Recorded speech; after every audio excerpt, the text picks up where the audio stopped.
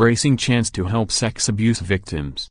Las Vegas, app. It's been 7 months since Breanna Stewart publicly revealed she was sexually abused as a child.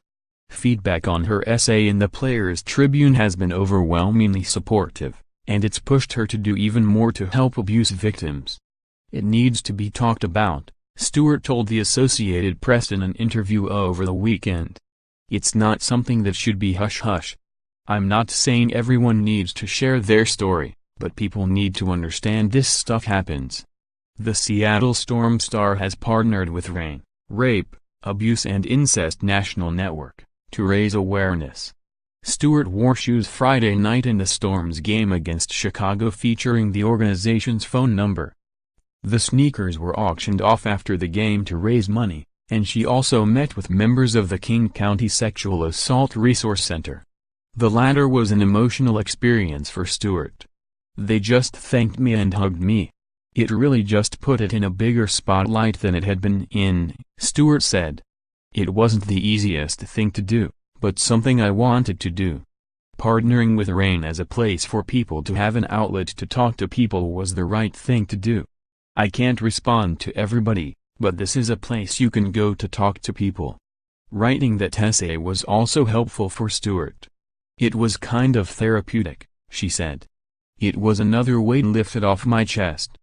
Not to say it was any burden to me because people who were immediate to me knew about the situation. I handled it how I should have. Now everyone knows my story."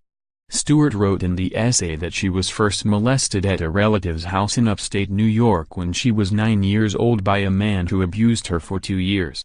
She eventually told her parents, who called police. She says the man was arrested and confessed. Her essay was titled Me Too, a nod to the social media movement against sexual harassment and assault.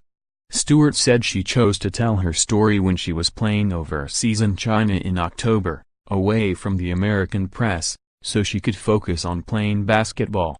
She hasn't done many interviews regarding her story, and she's relieved at the positive response it received on social media.